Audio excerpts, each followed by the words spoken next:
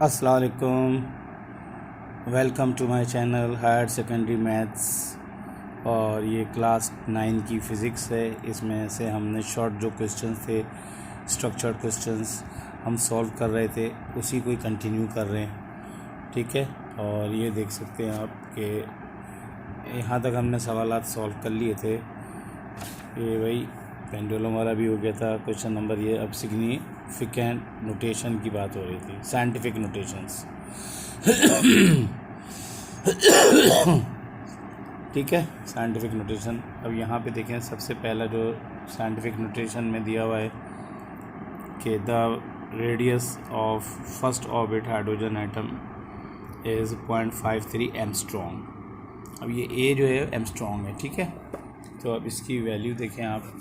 ये एमस्ट्रॉन्ग जो है, ए जो है एमस्ट्रॉन्ग लिखा हुआ है, इसकी वैल्यू होती है ए की 10 की पावर -10।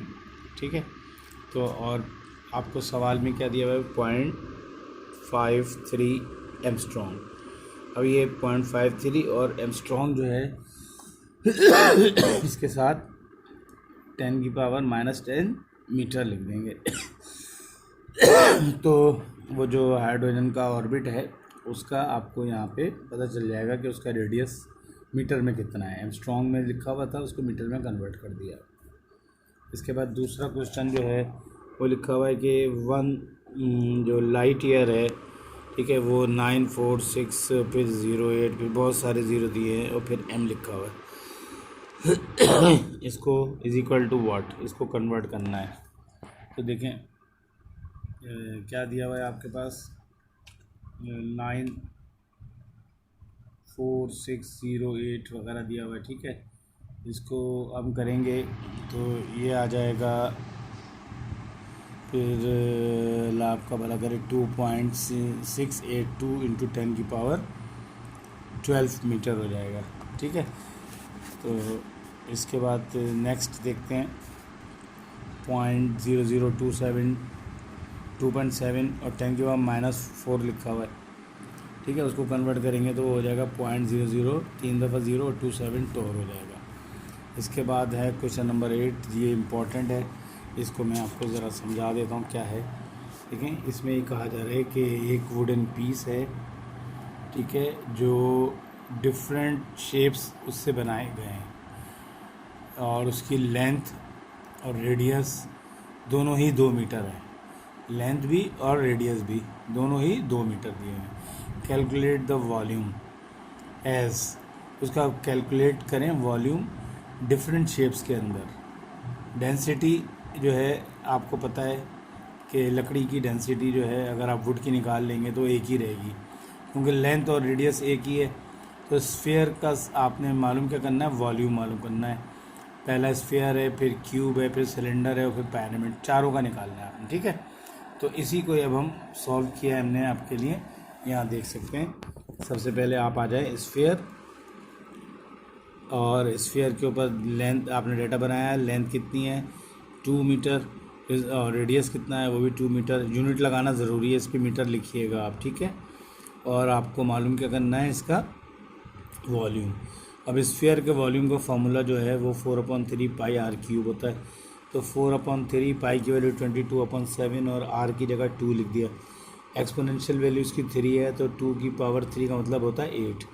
ठीक है, तो इस तरीके से तीनों नंबर मल्टीप्लाई हो रहे हैं और 7 और 3 मल्टीप्लाई हो गया 21 हो गया।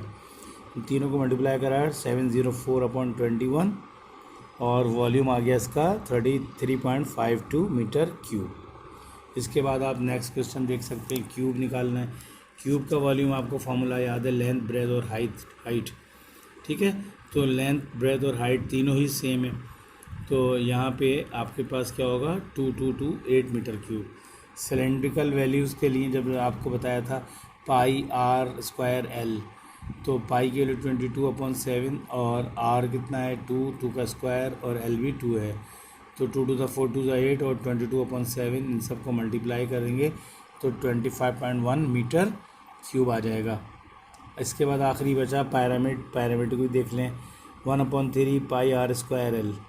तो 1/3 और पाई आर स्क्वायर एल हमने अभी निकाला है 25.1, इनको इससे डिवाइड कर देंगे तो इसका आ जाएगा पिरामिड का 38 मीटर क्यूब। तो इस तरीके से हमारे ये 8 पार्ट के सारे हमने सॉल्व कर लिए।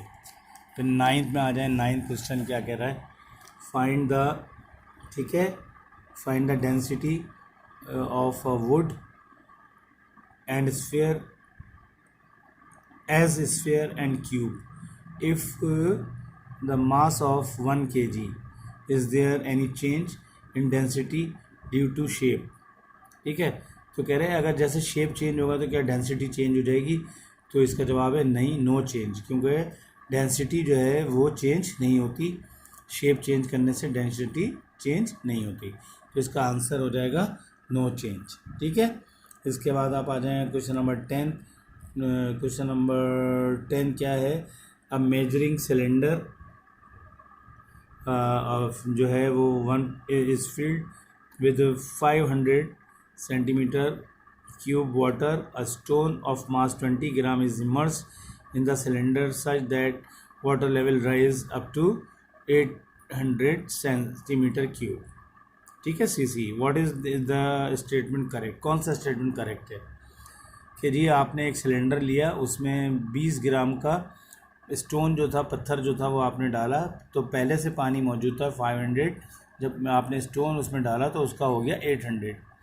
ठीक है, तो the difference between the readings, ठीक है, give the density of water, पहला। दूसरा है the difference between the reading given the volume of the stone, तो सबसे पहले आपको वॉल्यूम ऑफ स्टोन पता होना चाहिए। ठीक है, तो वॉल्यूम ऑफ स्टोन आप कैसे निकालेंगे, the difference between the reading, ये रीडिंग का डिफरेंस आ रहा है, इससे आप निकालेंगे। तो इसके बाद आपका जो है इसका आंसर भी बी पार्ट है। ठीक है, इसके बाद आप आ जाएं scientific notation. 980 has a significant figure, तो 980, ठीक है, इसके अंदर 3 दिए हुए हैं, 0 आखिर में दिया हुआ है, इसलिए 0 को हम नहीं लेंगे, तो 2 सिग्निफिकेंट फिगर हो गए। और इसके बाद 91.60 आ गया, इसके अंदर पॉइंट के बाद अगर 0 आ जाए तो वो काउंट होता है, तो इसमें चारों ही काउंट होंगे, 4 SF हो जाएंगे। और उसके बाद तीसरा वाला जो है इसके अंदर 10010.100, इसके अंदर सारे ही सिग्निफिकेंट फिगर हैं, यानी कि 8 हो जाएंगे। और 0.0086, इसमें सिर्फ 2 ही सिग्निफिकेंट फिगर हैं। तो ये मैंने आपके लिए कंप्लीट चैप्टर सारे सॉल्व कर लिए हैं।